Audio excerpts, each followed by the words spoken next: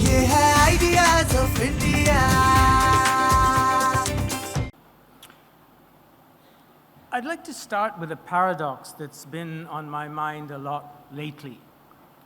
This year, more people than ever in human history, around 4 billion of them, will have a chance to cast a vote.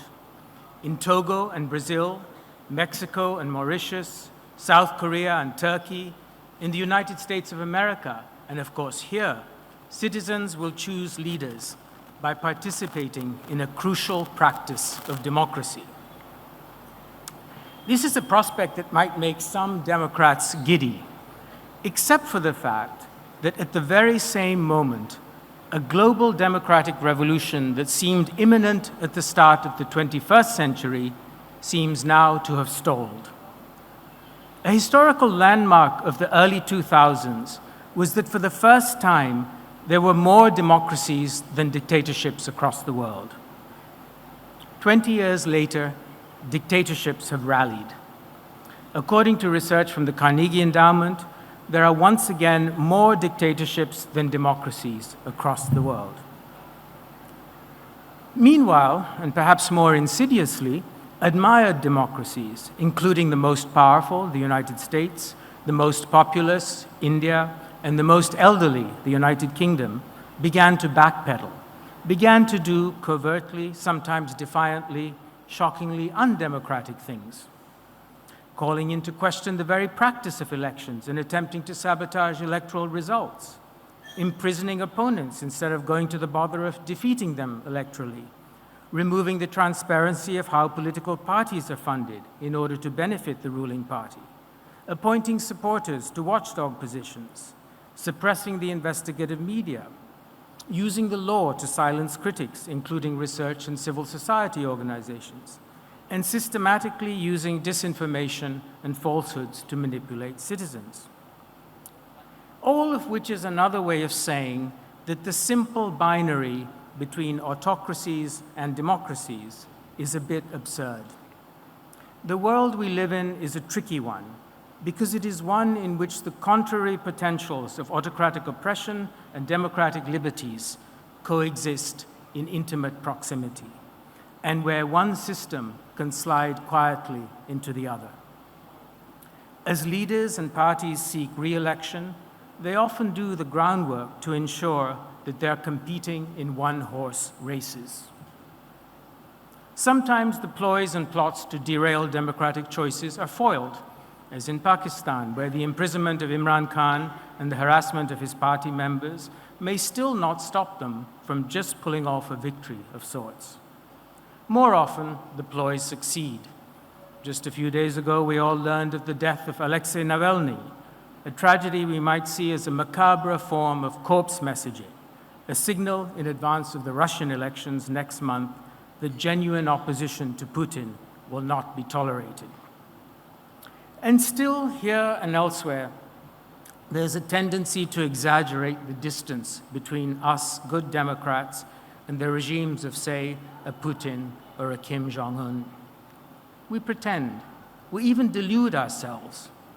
The democracy we like to speak of seems stately as a Sunday stroll in the park or a colorful carnival of choice, while the democracy we're actually witnessing is a blood sport. If we don't face the ruthlessness of our systems, we won't challenge it, and it won't be changed. Historically, it's a habit of young democracies to do the opposite of confronting fault lines, danger signs in their own systems. The tendency, rather, is to seek out consoling antecedents, to show that however new to democracy we might seem to be, we're naturals to it, because of our ancient traditions. We are the true inventors, the begetters, the mother of democracy, aren't we? What do we have to learn from Athens or from other Western democracies when our traditions, too, are steeped in democracy and consensus? When democracy is, we tell ourselves, in our blood. Let's put aside the fact that the phrase, in our blood, is nearly always up to no good. I want to focus instead on established historical facts. Across the span of Indian history, There were indeed brief periods when practices of collective decision-making based on consensus or majority choice did exist.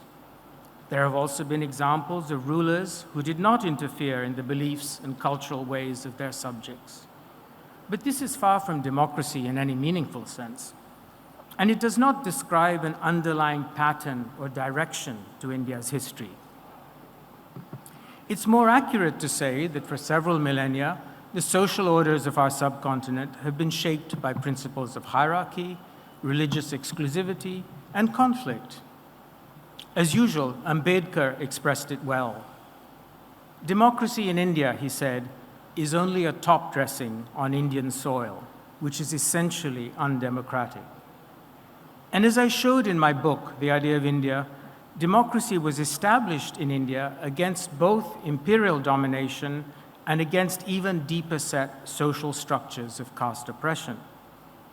The Indian founders had to imagine, argue for, and invent institutions and practices to create a democratic republic, while also borrowing, with discretion and thought, from other systems all over the world. So if the idea that we Indians are naturals at democracy is a fiction, is it a harmless one? I don't think so, especially when the shifting numbers I began with about the resilience of 21st century dictatorships, as what those numbers are signaling. Democracy isn't just ridiculously hard to establish, it's also difficult to keep. Across most of human history, power has been a monopoly trade. To sustain our democracy in India, we need self-awareness of how fragile it is, not self-congratulation at how brilliant we are at it. We need to see it not as the culmination of past glory, but as a work in progress, which requires the critical scrutiny and input of every citizen to build something new. That requires us as citizens to be more vigilant of what democratically elected governments are doing, to what extent they're actually serving the people's agenda, to invoke the title of this summit. Financial inclusion, the expansion of infrastructure, these are undoubtedly needed and positive achievements of recent years. But we also need to investigate so that we can improve why our basic education is so poor, how the quality of air in our cities creates endemic health problems for the most vulnerable, why over 1/3 of India's children are still malnourished. Parents need to be able to hold governments to account, and that requires the freedom of information and discussion. Yet in a climate where criticism is unwelcome and where violence has been normalized, we should be alarmed. For when the threat of violence becomes the background hum of a society, it represents more than just the suppression of human rights. It induces a wholesale draining of a society's mental and intellectual energies. It instills fear across a significant portion of the citizenry. It curtails free conversation, it shuts down the critical imagination, and it shrinks the pool of ideas available to a society. Ideas that are vital to sustaining an innovative and creative entrepreneurial economy. A fearful citizenry also deprives governments of critical feedback loops that are essential to improving policy and addressing urgent needs like inequality. Nor can we be complacent about the laws being made, whether to do with citizenship or control of the digital information order. And we need to worry deeply about the integrity of the Constitution itself, as the great jurist Fali Nariman, whose death yesterday we mourn, continually reminded us. Such fundamental changes will have consequences well beyond the next few electoral cycles and will shape the kind of polity we bequeath to future generations. In closing, it seems to me that the richest and most profound meaning of the idea of India is one that is open to diverse and competing beliefs. A conception of a nation not as an achieved ideal to be retrieved from the past, but a work in progress, a future to be realized through democratic debate. What democracy can offer us is a space where differing imaginations of India encounter one another, seeking to persuade and willing to listen. The prospect of a nation advancing through self-criticism to a more complex understanding of itself and to greater accountability to all its citizens. This idea of India, a genuine commitment to democracy beyond the electoral spectacle, offers dividends from the ethical to the economic in a global market that is increasingly driven by intellectual innovation and creativity, and that depends on the freest possible space for thought and expression. I began with a paradox. Let me end with an irony, one that becomes apparent if we look for a moment at Europe in the present century.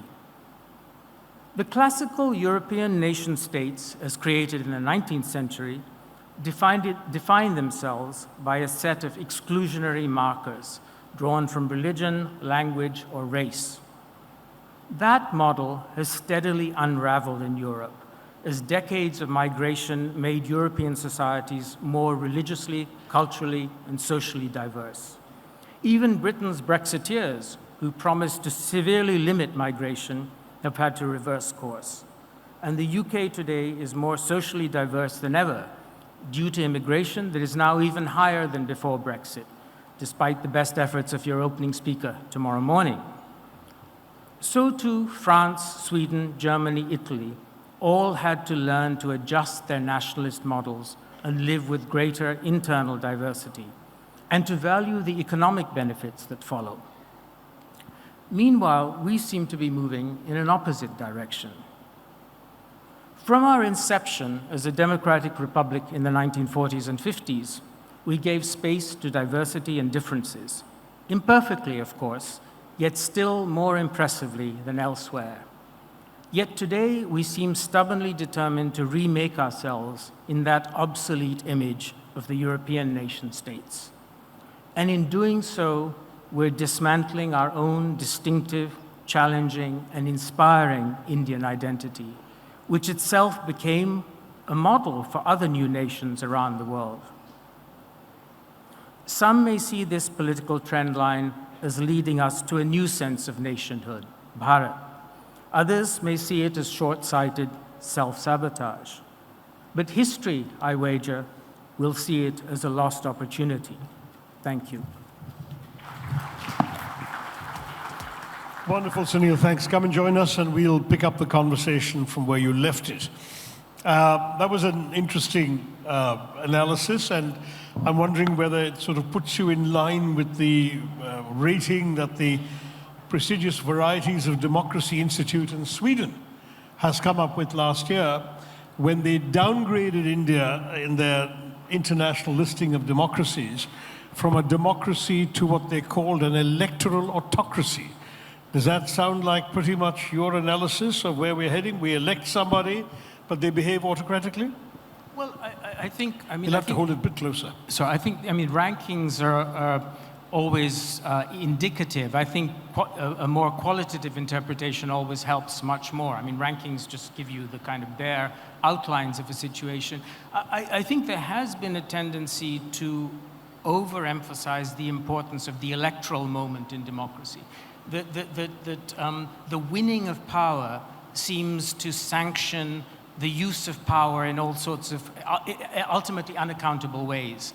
And I think there's been a tendency to forget that democracy is a complex system of different practices. One aspect of it is how the popular will is represented through elections. But there are also institutions that have to function impartially, like courts, like election commissions and other sorts of institutions. So it's Parliament itself. Sorry? Parliament itself. Parliament itself, absolutely. And the way the Indian Republic was designed was that sovereignty wasn't all centralized in one single entity.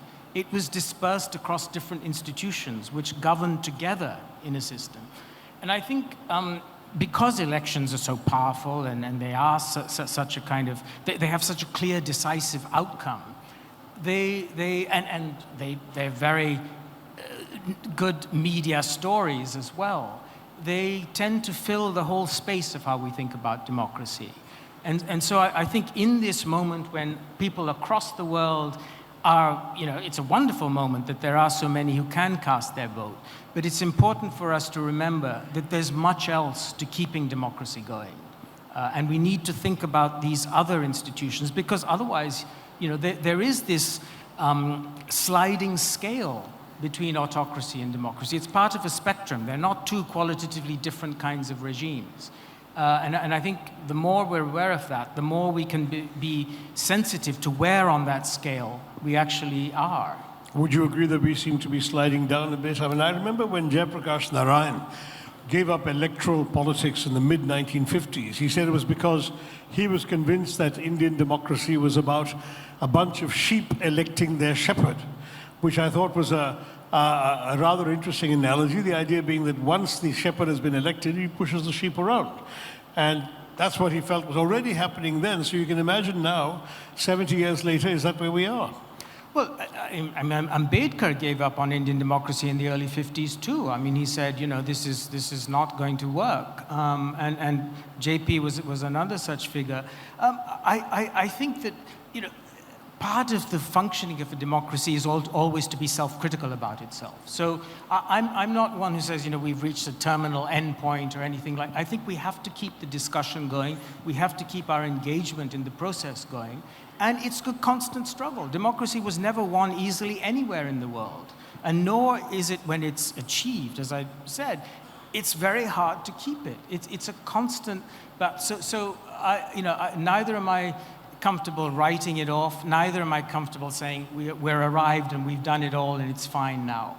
It's an intellectual struggle, it's a practical struggle, and it involves getting engaged in these issues and not sitting back and saying, well, it seems to be all going fine, everyone is going out to vote, that's a good indicator, because that's not enough.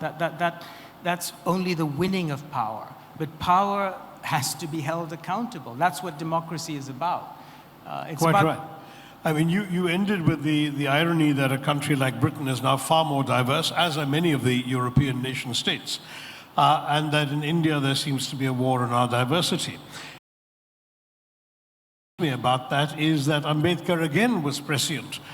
Even before his disillusionment with the workings of democracy, in 1948 he said in Parliament that the majority must never forget the importance of attending to the needs of the minority. And he gave two reasons. First of all, that across the world and across history, minorities have been an explosive force when dissatisfied. And secondly, he said, don't forget that they are here because they trust you. And he said, don't forget you're a communal majority and not a political majority, and you need that much more to take minority interests into account.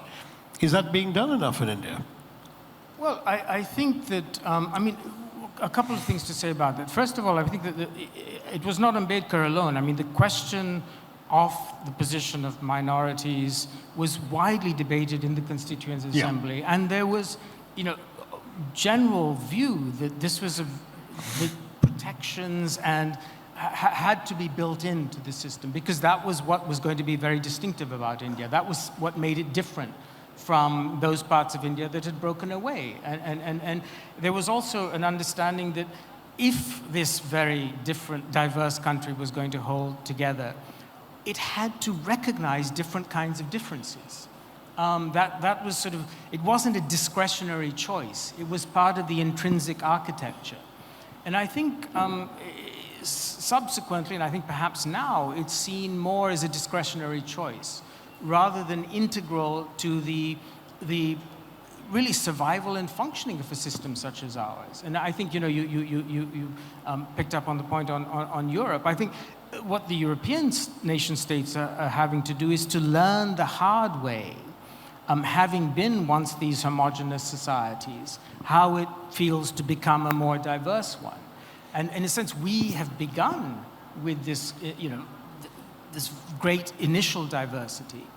And that's actually a great advantage. And it seems to me it's a lost opportunity to be throwing away the learning that has come out of that. And it's a learning that's come out of, 200 years of modern Indian thought. I mean, this question of how the diversities of India can hold together goes back to the late 19th century. It's not a recent question. And then, of course, Tagore, Gandhi, I mean, all of the great minds of modern India have struggled with this question. And do we really think today we've come up with qualitatively better answers to that question than some of those minds put forward and some of the ways in which it was arranged in the Constitution put forward? That's a question for us to think about. Absolutely. Now, Sunil, you're very well known in this country for your first book, The Idea of India, back in 1997. That was a phrase that I believe Tagore came up with, and then Amartya Sen used it as the title of a famous lecture in Oxford in the early 90s, but you made the phrase famous by putting it on the cover of your book. Tell us about what has changed about the idea of India, or the many ideas of India, from 1997, when you published that book, to today. Well, first of all, I mean, yeah, when I wrote the book, I had no idea that the phrase would be taken up as it was. And you know, to the point where the Prime Minister used it 19 times in a parliamentary speech, which is not something I could have imagined.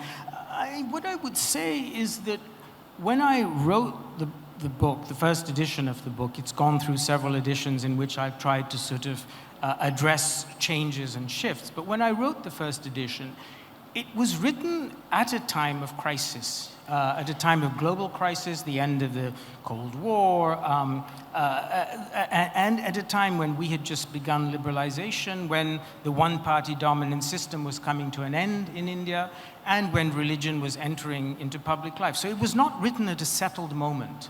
And I think that the broad trend lines that I analyzed in the book, still remain in play. That politics is still defining us. Politics has redefined caste. Today it's redefining religion. And of course there have been battles and shifts and arguments about what the definition of the nation is. But what I was trying to say in the book was that's exactly what the idea of India is. It allows space for differing arguments and definitions of what the Indian nation is. But when it becomes problematic is if one definition claims a monopoly or privilege over all others. Because what struck me as extraordinary about the founding idea, and again, the founding idea was not just invented in 1950, it came out of 120 or 30 years of very engaged argument by the finest minds we've produced in the modern period. That idea was trying to give room to whether it was a southern imagination of India, whether it was a tribal imagination of India, whether it was an imagination from any part or language group, and to say these could coexist and live together and not privilege one over the other, that in a sense there was a kind of layering and a mutuality, to use an image. It was a palimpsest. And I think that when it gets problematic is when we want to try and get down to some bedrock and say, no, it's not a palimpsest, but there's some identity which is absolutely fundamental. Because that's never the case. It's always, identity is always muddled and mixed and fragmentary, and that's what, and the astonishing thing is how rich it is for us, and why we would possibly want to reduce that to a bedrock. Yeah, I mean, I did want to say, that's it. The mic doesn't, I think you speak sufficiently softly that the mic has to strain to hear you unless you lift it. No, just to say that I remember in The Idea of India, you're making the point that you just alluded to, which is that religion didn't define India, politics did. Is that still true, though? Because increasingly, we are seeing religion as a dominant element of political discourse. Is that politics or is that religion? Well, I would certainly say it's politics, because what we're seeing is just as in the 90s and in the 80s and 90s, politics redefined caste and created these new caste configurations that you would never find in the Manusmriti or OBCs and these pan-Indian caste agglomerations. They were created by politics and law. They were not traditional caste categories. Similarly, I think politics has reconstituted religion. It's created these collectivities which otherwise in traditional religious forms would not necessarily be linked to one another. I mean, a Shaivite or a Vaishnavite in different parts of the country would follow very different rituals and practices and so forth. So what's connecting them now is the workings of politics and the mobilization of that collectivity to political ends. So I think still very much we're a project driven by politics. And I think the good thing about that is that politics is malleable. It allows change. If we think of our identities as political, they're subject to change. And I think in a democracy, precisely identities have to be changeable from one election to the other. A political party tries to persuade us to see ourselves as one thing in one election. Another party tries to see us as another identity, to give it primacy. And as long as that is going on, that's good. It's when we think we have found some ultimate identity which can't be reworked or where we can't be persuaded to see ourselves differently from how we are. That's when I think the workings of, that throws sand in the workings of democracy. Okay, we're going to open this up to the audience after one more question. So any of you who have questions, bear them in mind. Sunil, it's a silly thing to ask in some ways of an author, but if you hadn't written The Idea of India in 1997 and you were to write it today, would you do it differently? Why and in what way? Well, I'm sure I would do it differently in many ways. I think one way in which I would do it differently is what I think I did underestimate when I wrote the book in the first edition was the sheer dynamism of the Indian economy and the way in which it really has burst into life. Whether or not to do with government policies. The sheer entrepreneurial inventiveness and dynamism, I think in the mid-90s, certainly, it had begun and there was a lot to hope for, but that's been very impressive. And I think some of the consequences of that, I think I would still describe in the same way that I did in the book, which is to say that with the dynamism, it's continued to actually exacerbate inequalities. Regional inequalities, social inequalities, gender inequalities, all of those things that were already underway have continued. So that aspect, the growth of the economy has been more than I might have expected. The other, I suppose that I would have to notice today is just, and I say this, and this is a question in a sense to you, is the disappearance of opposition. And in a democracy, it's government and opposition. And unless you have, it takes two to make democracy work. And so in a sense, where is the opposition is a question to you. But that's something that I have been struck by and worried by because, sorry? Part of it is sitting right here, but anyway, yeah. Yeah, well, but I think that's something, and I'm not interested in the party politics of it at all. It's just a functional, structural thing. If a democracy is to function, you need a government, you need an opposition. I mean, that's just the basic ground rules of the game. It doesn't matter who they are, and I'm not particularly interested in who they are. But I'm interested in the structure functioning. As a political scientist and as a historian, I'm interested in the basic structures that can make democracy work function, not who's filling those structures. So that's something that I would be, I would have to really take on board if I were to write the book today. Okay. So, are there any questions in the audience? Is there somebody with a mic right there? I think if you can raise your hand, the person with the mic, there's somebody right there, if you can take a mic to him. Yep, right there in the middle of the hall. Great. If you just tell us who you are and ask your question. Yeah. Hello, sir. I am Dr. Ahmed Raja, assistant professor. You told that there must be some position for a healthy democracy. But for the last two regime in 2014 and 2019, the cabinet status for opposition leader as per the protocol has not been given. So what's your opinion? Well, as I was just saying, I mean, you know, the basic ground rules do require that an opposition be recognized. It's not a question of a governing party having the discretion to recognize an opposition. It's part of the basic ground rules of the system. So, you know, constitutionally and by the protocols and norms of government, opposition, they have to be included in certain briefings, they have to be informed of certain decisions and so on. It's not, they can't be seen as a kind of irritant or a secondary minor irritation. They're an integral part of the system of government. Otherwise, you don't have a democracy. And I think we do need to be more concerned about that. As I say, again, not about the particular political parties. They may be whatever. We'll all have our different preferences, and that's great, and so we should.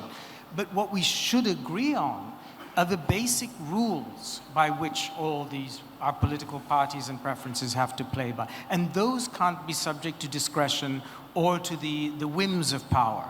Because when that happens, then we're on that sliding scale that we talked about earlier. Yes, next one. Yeah, I just wanted to ask, isn't the idea of India being confused with the idea of the Indian state currently? And that's a problem, isn't it? Thank you. Yeah, I mean, I think there is a way, in this, you know, actually picking up on Dr. Tharoor's other point about how I would have rewritten the book. There has been a much greater expansion and growth of the Indian state over the last 20 years. And that's been quite enabling in many ways. You know, the financial inclusion, for example, has happened through, not through private initiative, but also through state infrastructure, the Aadhaar system and so on, all of which have been great benefits to citizens. But at the same time, it's made the state a lot more intrusive into the everyday lives of Indian citizens in a way that's never been the case before.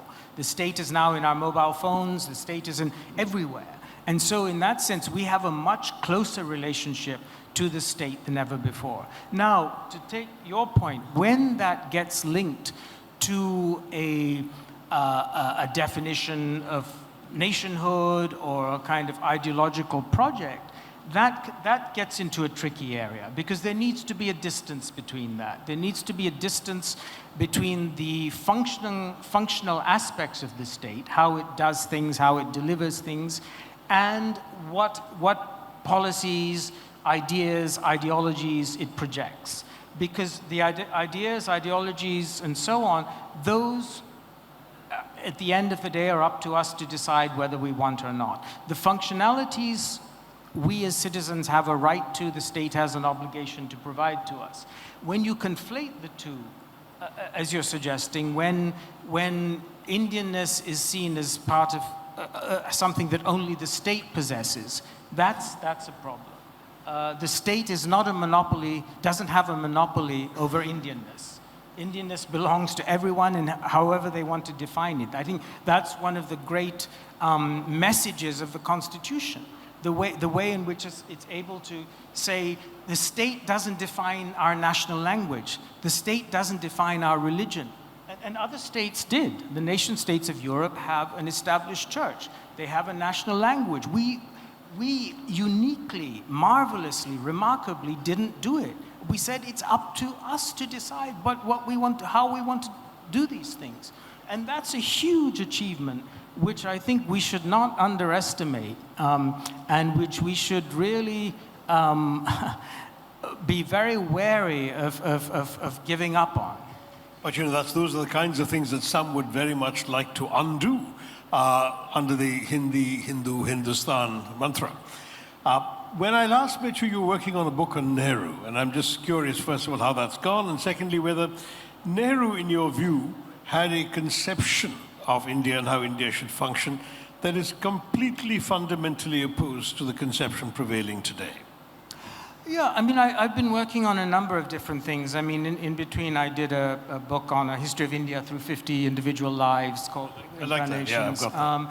And you know, the work I've been doing on Nehru is sort of has grown into a kind of baggy monster. It's in a way a kind of history of 20th century India when it will get written through a variety of different perspectives, different lenses, through culture, through politics, through different aspects.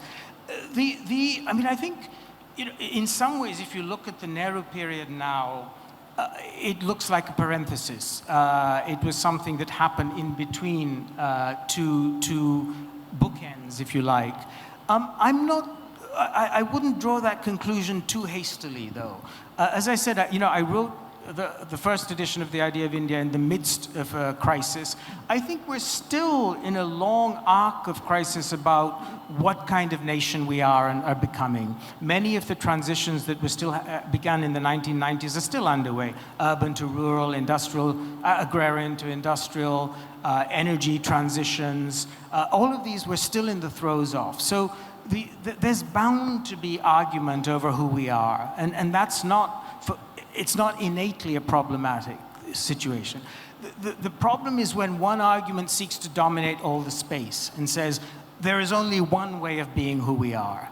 And that's, I think, that's just not true to the rich legacy of Indian thought, politics, and action over 200 years at least.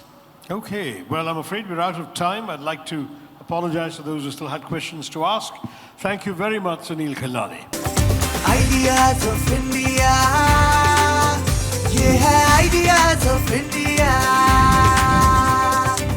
ABP Networks, Ideas of India.